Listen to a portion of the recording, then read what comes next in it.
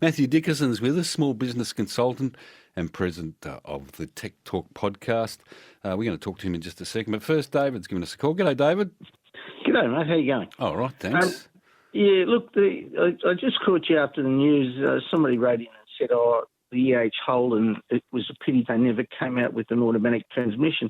They actually did. It was called a Hydromatic, and it was a 3-speed, and the one before that, the EK, it came out with an auto as well. And so I think from memory did the FB, which was the precursor to the EK, which was a 1960 model. And the EH came out in 63, 64. And between the EK and the EH, you had the EJ. It was also an automatic. And then in 65, they had the HD, which had a power glide transmission. It was called a power glide, and it was a 2-speed. You know your Holdens, David, I've got to say. Have you checked out the photo that was sent to us? Have you got access to ABC Overnight's Facebook page? No, I'm not on Facebook. I'm sorry. That's a pity because George has sent this fantastic photo of his tartan turquoise EH. That is in the middle of the desert next to a wrecked EH. So it's just a great contrast. Well, I started life as an apprentice panel beater, so I was working on these cars in the early 60s and late 60s and so forth. So I know a fair bit about them, but they were in the EH. They actually were called a Hydromatic. I vaguely remember hearing about the Hydromatics. Look, they're a big part of my childhood, the EH Holden, because I used to get stuck in the back of the station wagon and driven around everywhere, and we had too many kids in the family, so the two youngest had to go right in the back. Which I don't think they'd allow that these days, David. I don't think so. No. But you know, the HR2 was the first Holden, which was out in 1966, to have seatbelts fitted to it. The HD, which was 65, which was in between the HR and the EH, that never had seatbelts. But the HR was the first one in 66 to have seatbelts fitted, yeah. There you go. Look, my strongest memory is of pulling up to the service station, being in the back seat, and my mum in the front seat, pulling up, and there was a service station attendant. She'd go, $2 worth of super, please. And that would just about buy us enough petrol to get through the week. I remember. Hey, look, thank you, David, for your call. Much appreciated. Never mind. Thanks, mate. Good to talk to you. You too. Thanks. Bye. Always nice to talk about Holdens and all the different letters. I get a bit lost which letter's which.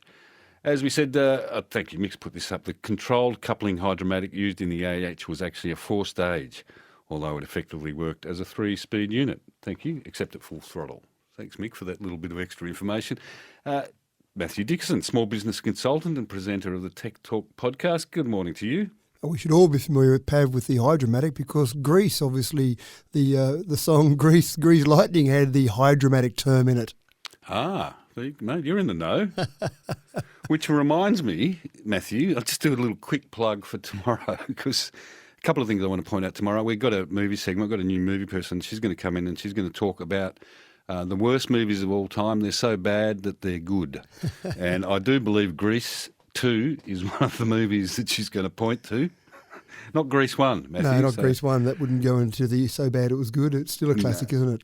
Yeah, well, it depends who you talk to, but yes. And the other one I need to point out is tomorrow, Keith Suter's back with us, talking international affairs. So very excited to have Keith back in track after he's been away for a little while. But we're not talking about that. We are talking with Matthew Dickinson all about Tech Talk, and he's got some pretty interesting stories to share with us. So if you've got any latest gadgets that you want to talk about, give us a ring, 1300 800 222. But I'd like to know as well, would you form a relationship with a virtual friend? Because there's a new program about, or available, or will be soon, that means you can just do that. Matthew, that's a pretty interesting thing. Would you form a relationship with an AI? Well, the funny part is, Pav, that I use ChatGPT in some of the testing that I do, and I find myself saying please and thank you to ChatGPT.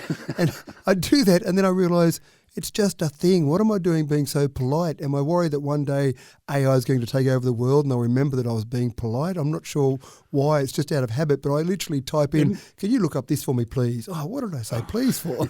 It's just there may be a sensitivity setting in the AI with a virtual friend that if you ask, say please and thank you, It's going to be more polite when it responds. Yeah, that's right. Now, what I did find was a gentleman who spent a month. He said, I'm going to cut off all my interactions with my normal friends for 1 month. I'm just going to say sorry to all my friends, and I'm going to go and form relationships with 18 AI companions. And I thought that was an interesting number for a start, because how many friends would you interact with in a month? And I'm not talking about Facebook friends, I'm talking about actual friends. And I think 18, I'm not sure that many people would interact with that many actual friends in a month. By the time you have conversations and a few text messages with some good friends, there's probably not that many, but 18 I thought was an interesting number.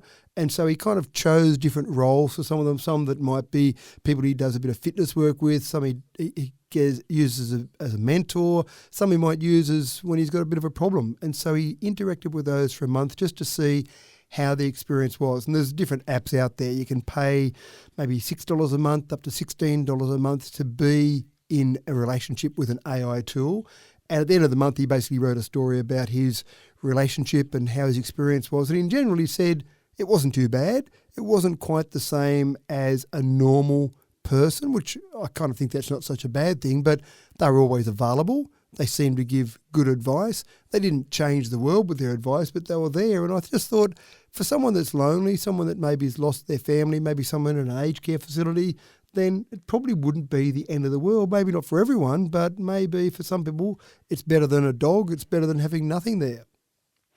In some cases, if you've got moody friends, I suppose that the AI is going to be a little bit more consistent with its feelings, which are none. That's right. Probably not going to lose its temper with you. Yes. Probably going to be, I like the fact that it's always there. So sometimes you'll ring a friend, oh, sorry, I can't talk now. I'm just about to go into a meeting or whatever it might be. Whereas an AI tool is there for you. An AI tool doesn't say, sorry, I've got Pav to go and talk to, I'll be back to you in a little while. An AI tool is always there because obviously they can scale up or down as needed. So it's a whole range of things.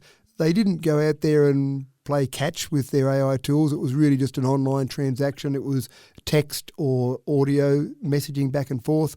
So you got the different personalities to work with. But yeah, again, I'm not sure it's for everyone, but it's something that there is a tool and it's only getting better and better, Pav. Look, I got a text here from Jackie. Says there's a movie called Her with Scarlett Johansson and Joaquin Phoenix where he forms an AI relationship life imitating art. This is almost. Yeah, well, it almost is a little bit sci-fi there, Matthew. Yeah, I got another text here from Amber saying oversharing is not a good idea. Will not be signing up for virtual friends, pets or anything else. And I suppose one of the concerns there's actually a big concern about the Scarlett Johansson one because she has had her voice used now, but I'm sure that everyone's all across that story already. But even the whole idea of what you're sharing. So if I talk to a friend, I'm pretty confident that everything I say is going to be confidential. If I say this is a big deal and please don't share this, then I'm pretty confident that's going to be okay. But with various privacy breaches, if I share some intimate secrets with an AI tool, I probably don't want to be reading about that in some other forum, and maybe privacy breaches, that's something that people would be concerned about with an AI friend. Yeah, certainly would. You wouldn't want to be telling any intimate secrets to your AI friend. I mean, gossip gets around even when you tell your regular friends. But That's true. I imagine it'll be shocking unless there's some control over your AI friend. Maybe you can put it to personal, intimate setting or something.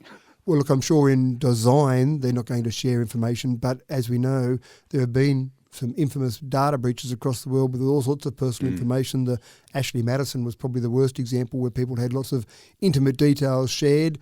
And so you could possibly be sharing information, have the privacy setting turned on, but someone manages to hack this particular AI tool, and next thing you know, all these personal secrets you've shared are broadcast across the world. So that privacy concern, anything that we talk about with online things, that's probably an overriding concern for many people that I speak with, Pav. They're just so worried about that privacy and things that they've got, that information, whether it be CCTV, whether it be sharing information, whether it just be looking at their emails, they're always worried about that privacy. I'm even worried about our phones. A lot of people are concerned that our phones are actually active when they're not even on, or they don't even look like they're on, but the microphone's still engaged. Because we get all these things, all of a sudden we get bombarded with messages and ads for something that we've just been talking about in the lounge room or been talking about on the phone. That always creeps me out a bit. Well, the funny thing is I tried to experiment with exactly that, Pav. There's my podcast that I do, the presenter that I have with that, I said, we're going to try for the next week to just talk about wedding dresses. We're going to spend lots of time talking about wedding dresses. We wouldn't normally be searching online for wedding dresses. There were no weddings in our lives at the time. And for the next week, just make sure around our phone we just continually talk about wedding dresses and see what happens. And lo and behold, there was nothing that popped up in any of our feeds about wedding dresses. But people think it listens in because whatever you're talking about, often you're searching for that same thing as well. If I'm searching for a new mountain bike, then I might go and Google something about it. Next thing you know, things start popping up in my feed. But at some stage, I've actually looked for it, I've searched for it. So the algorithm typically works on things that you're looking for rather than listening in. So I'm convinced that the phones aren't listening in on us. But then again, I have had some people who tell me they're guaranteed, they absolutely think they're listening in on them.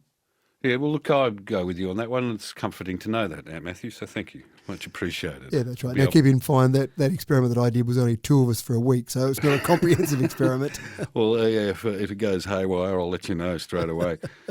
Secrets are not secrets if you tell anyone. I learned that very young. Don't tell me your secret either, says Amber. Fair enough. Apparently Dave had a friend called Hal in 2001.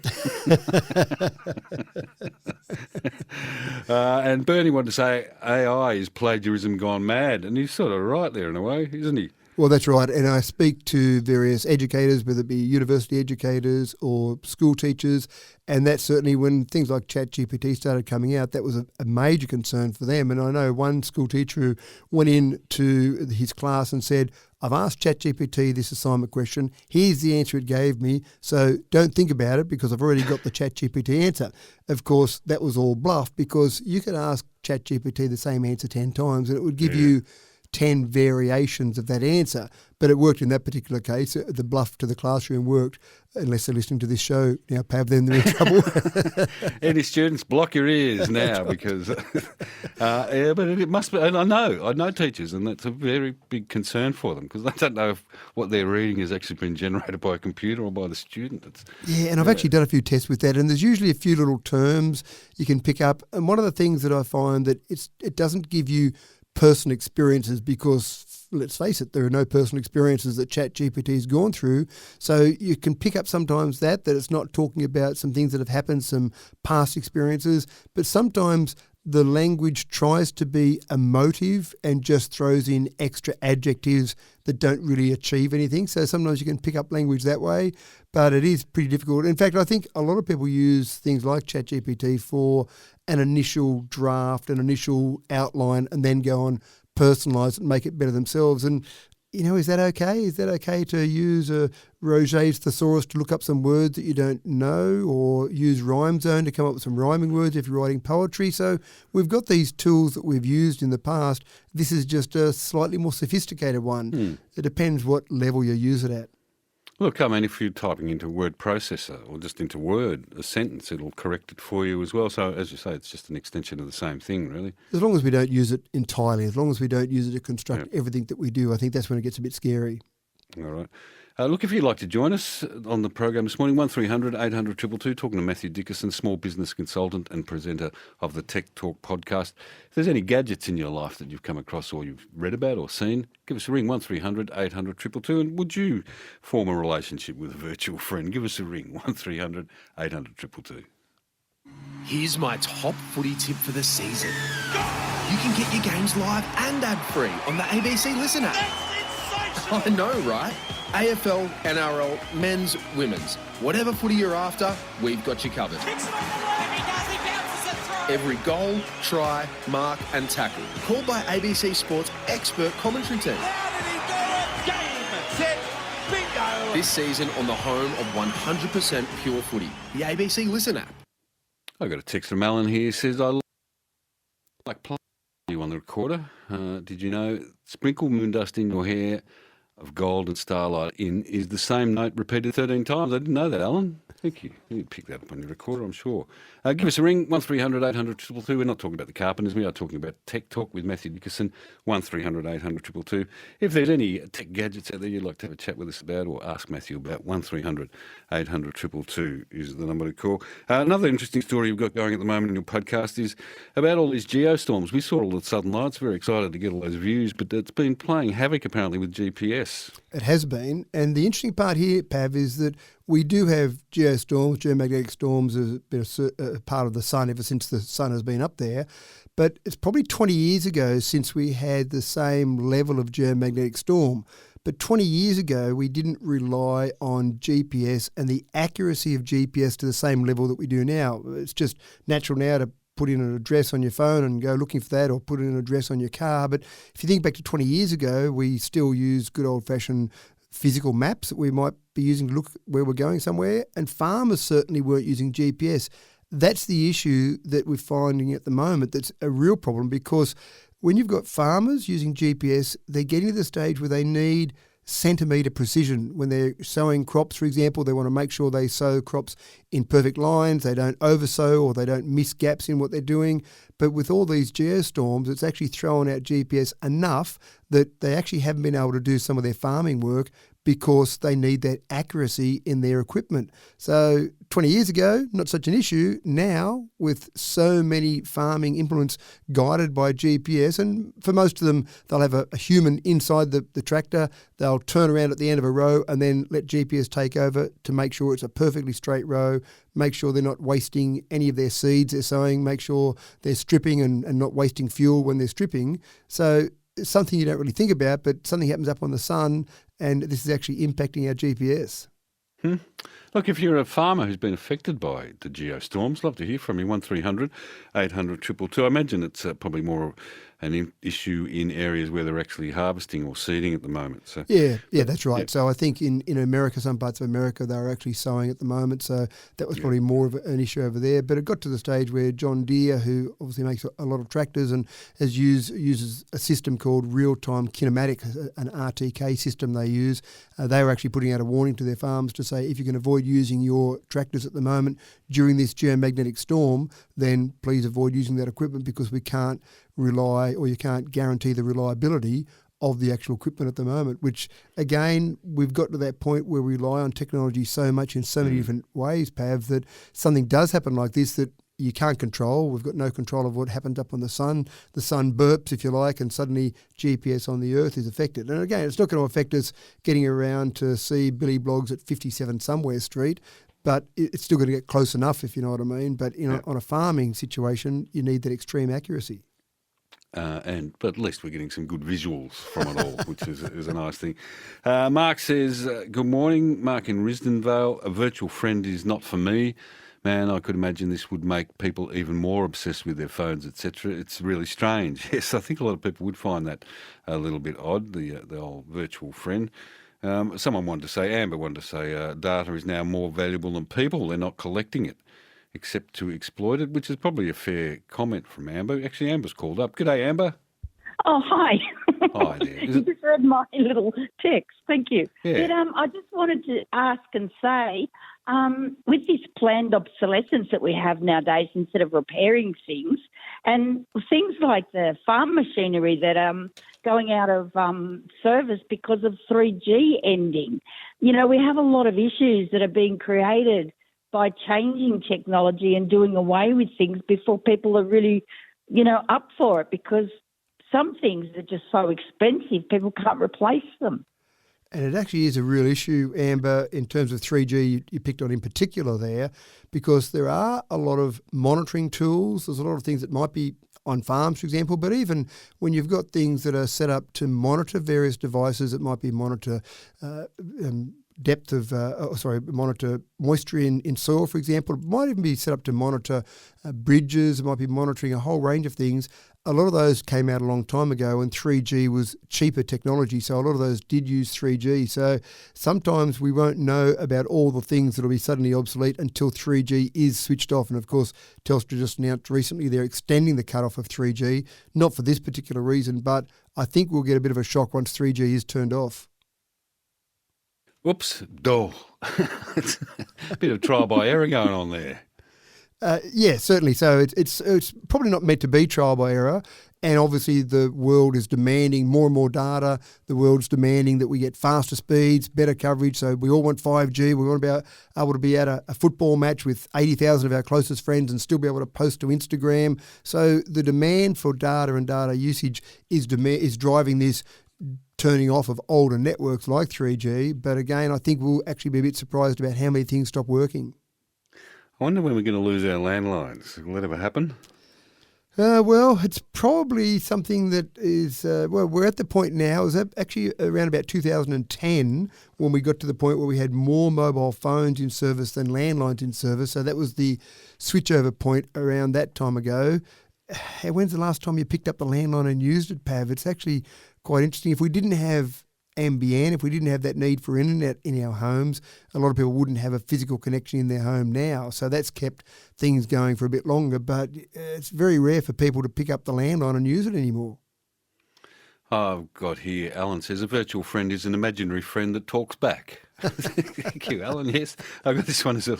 Can you explain how I woke up a while ago thinking I wouldn't mind listening to some Carpenters, and then 20 minutes later, we played Close to Me? How does that happen, Jenny wants to know. I'm not sure if that's in your field of expertise, Matthew. Probably not, no. I think that's probably more a psychology question. All right, not sure how intelligent AI really is, RE chatbot services, when often it's just cutting and pasting text it accesses from public websites and docs.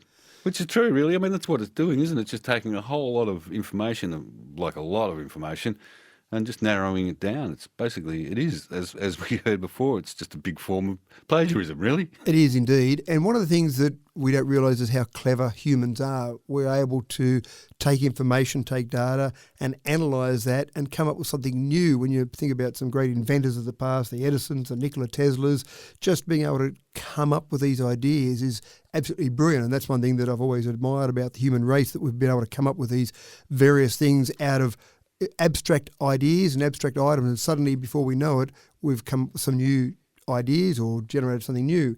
And you're quite right, the risk with AI is that all it's doing is taking lots of other information, lots of written words, lots of other conversations with humans, and then it's saying, well, I figure that when a human says this and this, the next word is that, I think that I'll put this word in next. And so it is really just the world's biggest plagiarism.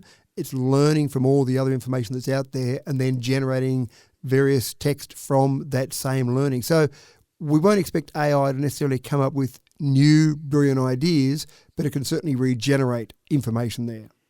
Talking about abstract, Bernie says, can you get AI to write songs and poems using certain words and names? Well, you certainly can do that. Whether you get a good poem or a song out of it is another question. Yeah, they're pretty bland. I've played around with that sort of thing, more with poems, and what you find is it'll give you something that adheres to the form, but it's certainly not going to be Banjo Patterson-like. It's not going to give you something that inspires. So, and that's, I suppose, true of just about everything I've seen with AI.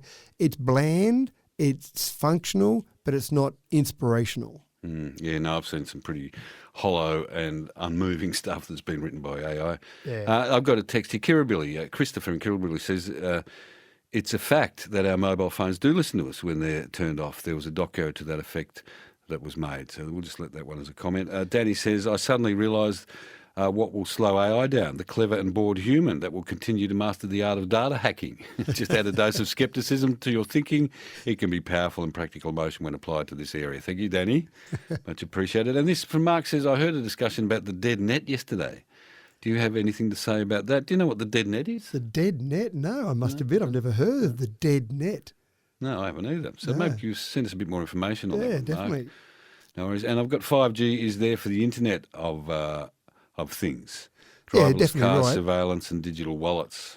5G is there for a whole range of reasons. One is for the Internet of Things. So 5G basically gives you the ability for higher data speeds, better data congestion. So when you've got lots of people in an area, you've got better ability to have 5G. And people have often experienced that when they go to a major event and suddenly they can't use data on their phone, they can't get a text message out even, they can't post a photo because it just can't handle that many people in there. So you've got that ability for 5G, but you've also got the ability for Internet of Things, very low power transmission for things that might be monitoring. For example, I was talking about it before a little bit about bridges. You might have something that monitors bridges so that if you've got any movement in a bridge, then an Internet of Thing device can actually detect that movement and then send an alert to someone to say something's going wrong with this bridge or it's time for certain maintenance.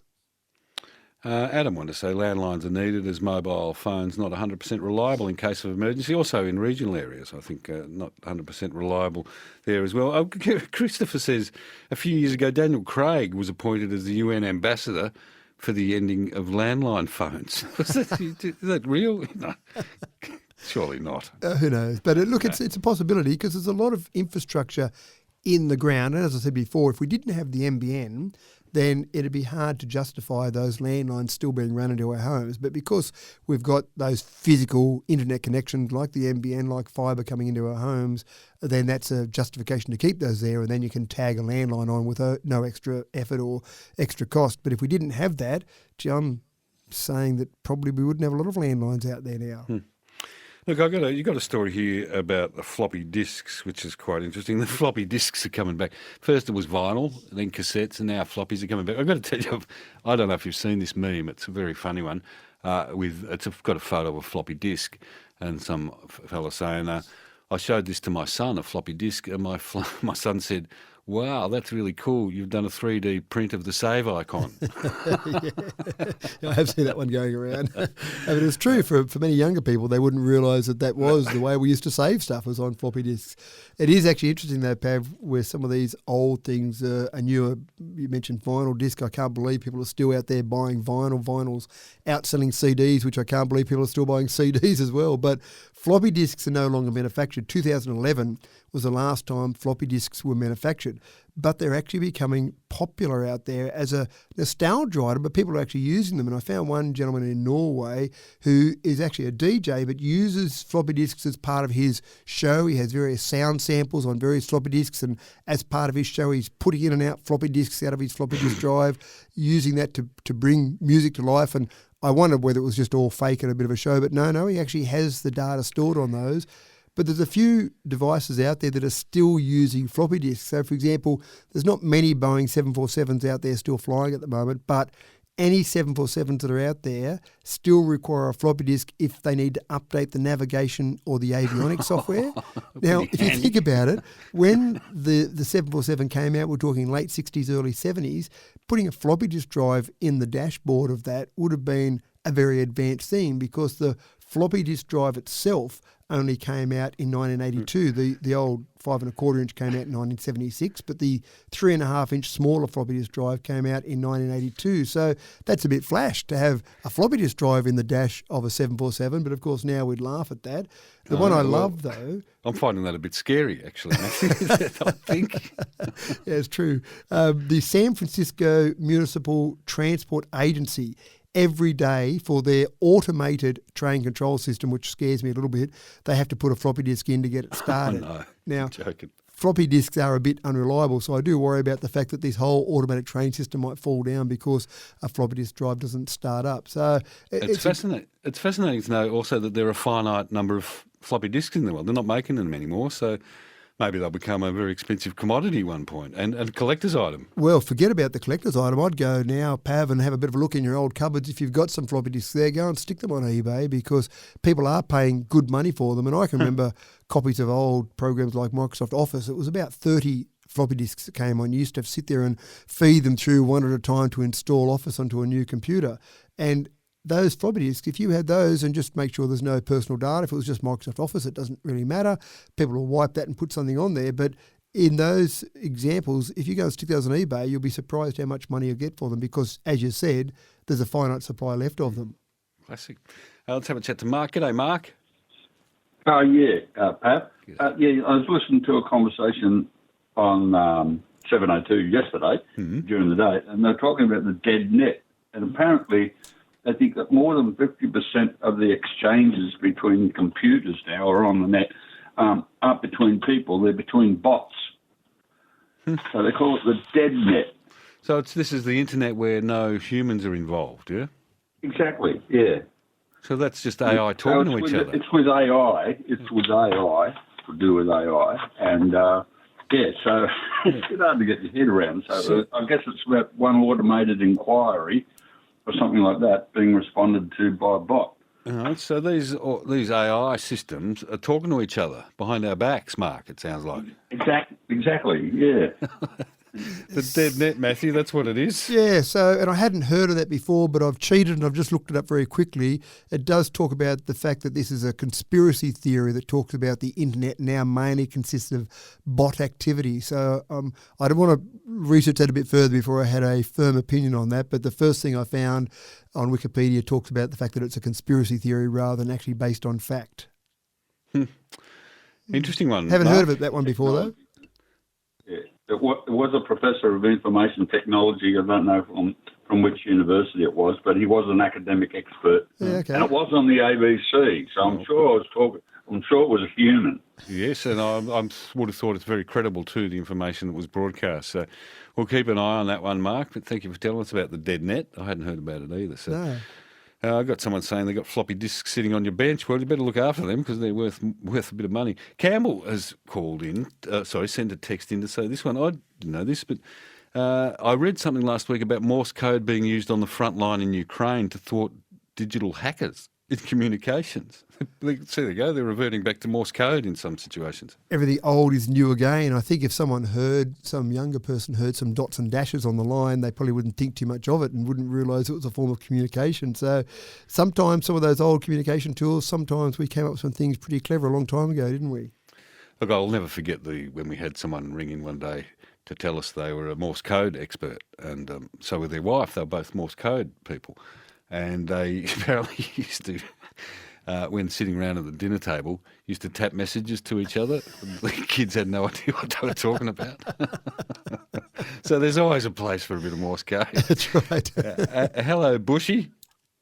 Hey, g'day, Pav. Always a pleasure to speak to you. You too, mate. What do you got? Oh, I just think it's all a load of nonsense, with all due respect. This technology, when you turn on your computer, and say you turn on your homepage to like 9MSN or whatever it may be, it's always bad news.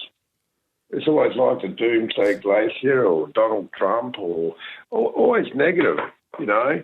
Yeah. I think if you turn off all your except your ABC radio, if you turn it all off and sit around a campfire and just get on with your life and ignore all this nonsense, I think you're a lot better off because they're only feeding negative energy into our younger generation. Yeah, there's a bit of that, Bushy, but there's the other stuff too. Like, for example, your phone can show you weather and like bushfire emergency information. So there's a bit more to it than just that. Your phone. You got a good point, but in saying that, my son was here today, Yep. and he's got a damn watch, an $800 watch. And he can do banking transaction. It takes phone calls. And I'm looking at him going, "You've got to be kidding me! You're doing this on your watch." And he went down the bottle shop and paid for it on his watch. And I'm thinking, are you for real? You know. And he goes, "My 8-year-old son has the cheaper version of this." And I'm thinking, like, don't you think this technology is going a little bit too far because it basically feeds only negative into our younger generation? Yeah, I mean, there is an element of that. I'm with you, Bushy. I know what you're saying. But, I mean, the other thing, there's probably situations where having a digital watch like that, having your phone on your watch can be pretty handy. I think we've talked about it before, Matthew, the fact that, for your health, if you're doing jogging and stuff, you've got one of those watches on, it'll pick up if you have an accident or fall over. So there are great advantages for wearing a watch or And probably the phone watch. The problem there that Bushy mentions is in terms of that negativity. Newspapers, as far as I can remember, newspapers on the front page have had negative news. You turn on the TV, you turn on the ABC News, you turn on ABC Radio and listen to the news. There's often a lot of negative stories there, and I think negative sells, and that's part of the problem. Not that ABC selling, but that's part of the problem is that we tend to listen to negative stories more, and that's why newspapers and TV and radio tend to pick up those. Probably the internet is just a reflection of that same thing happening. So there is a bit of negativity there, but I think that's a reflection of what we've seen in the past. Yeah. No, you did right. You turn on the TV any day of the week, you'll get a lot of that.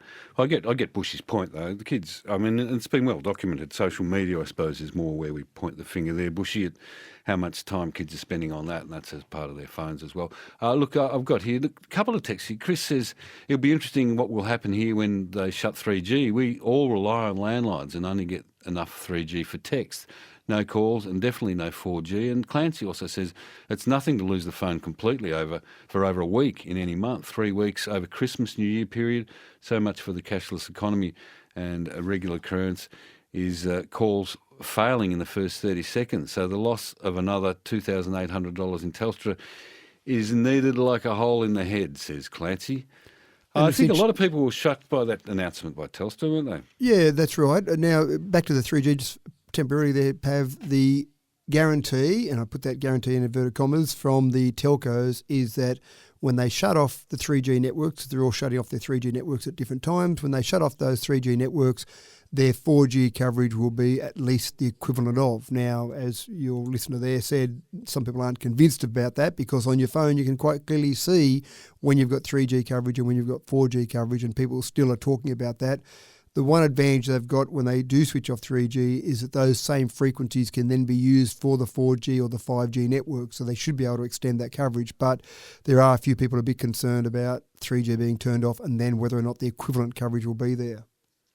Yeah, look, it will be very interesting. I mean, people have we've had this problem for a long, long time, Matthew. I can't think of how long it is that people have been ringing in to say they're not getting good mobile phone network or reception in regional areas. So, we'll see what happens, but it's easy to be cynical. I imagine if you were one of the people affected, you'd be extra cynical.